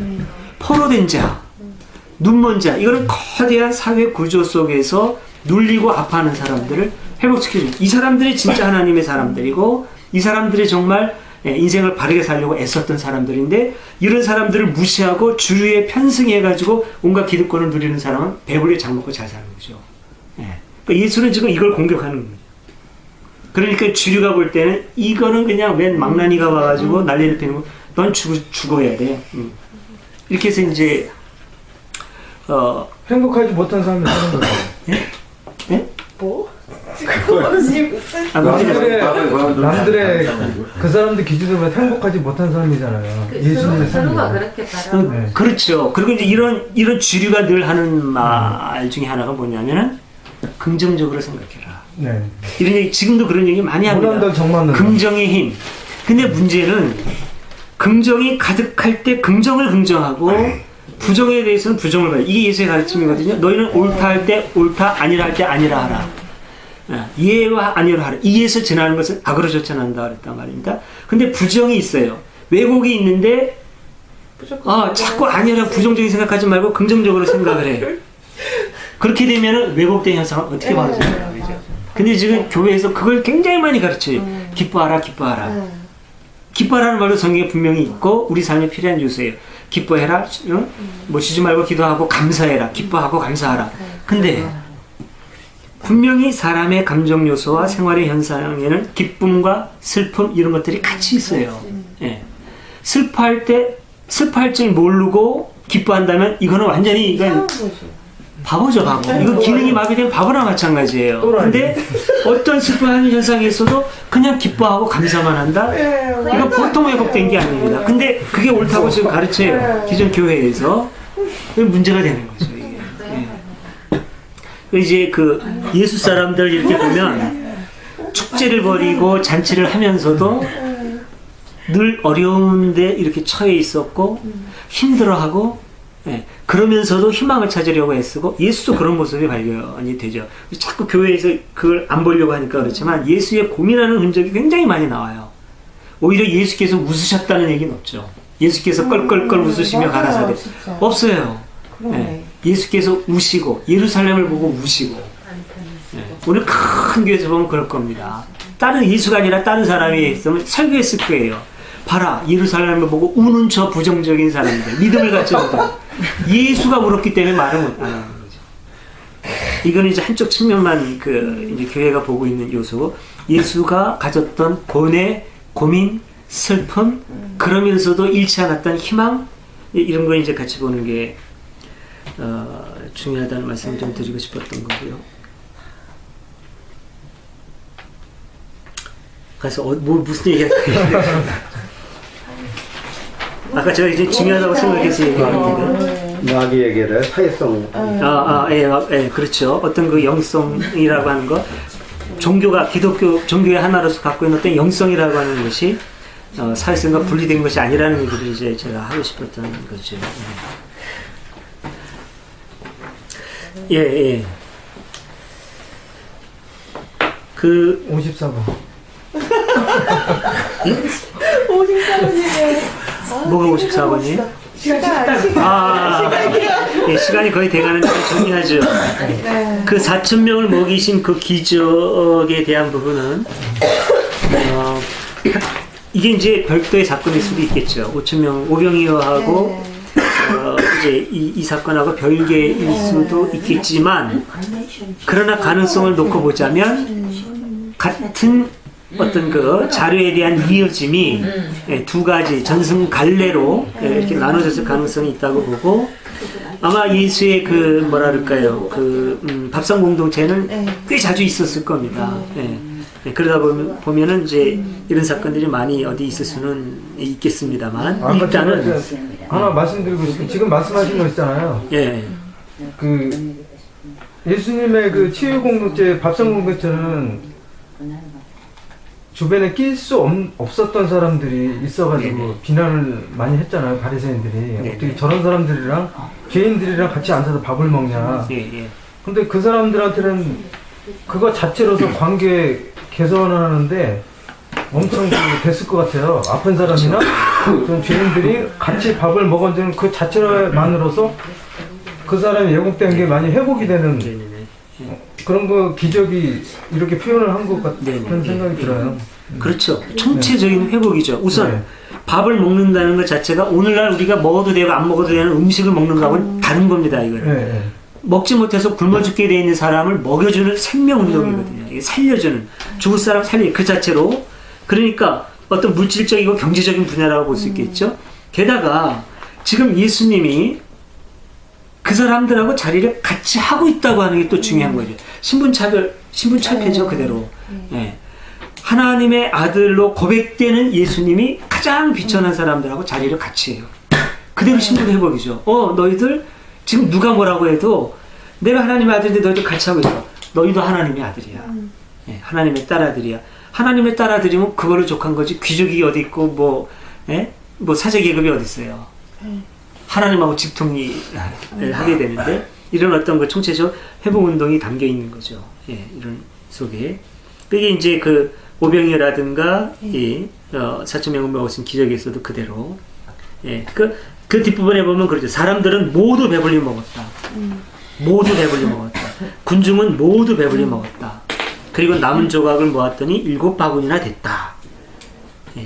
저쪽에는 12바구니죠. 여기는 7바구니죠. 이제 이런 숫자가 많이 나온단 말입니다. 이렇게 어떤 상징적인 의미가 강하게 들어갈수록 어떤 면에서는 사실성하고는 멀어질 가능성이 있는 거죠. 차라리 14바구니가 나왔다. 그럼 사실성에 가까울 수 있어요. 근데 12바구니가 나왔다. 7바구니가 나왔다. 그러면 오히려 의도가 담길 수 있는 거죠. 12바구니가 나왔다. 이건 굉장히 풍족한 거예요. 12이라고 하는 숫자는 그 충족한 숫자거든요. 7이라고 하는 숫자는 완성수고, 그러니까 이제 오히려 이렇게 봤을 때는 의미로 굉장히 강조하고 충족의 의미를 기자들이 담으려고 애를 썼지만 사실성으로부터는 멀어질 가능성이 좀 있는 거죠. 오병이어 때도 그런 느낌을 받았는데요. 항상 여기서 보시면 예수님이 정말 주체적이시라는 거. 그러니까 제자들이 와서 어떻게 할까요? 저 많은 사람들이 이렇게 묻지 않았어요. 한 번도. 예수님께서 항상 나서셔갖고 저들을 먹일 방법을 강구하시잖아요. 저는 그것도 되게 마음에 드는 부분인 것 같아요. 예수님이 직접적으로 해결을 하시려고 하는. 아무도 요구하지 않는데.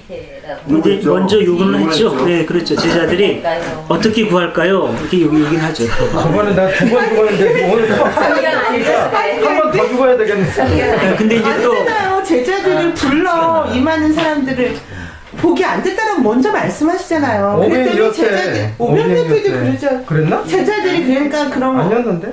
아닌데 오병이어 때도 먹을 걸 구해와라고 그러시잖아요. 저 확인해 봐야겠네요. 오병이어 때도 그랬는데. 구해오라고 진짜 그럴 수도 있겠네요. 여기서는 이제 그럴 수도 있겠어요. 예수가 먼저 말씀하셨어요. 누가 요구하기 전에.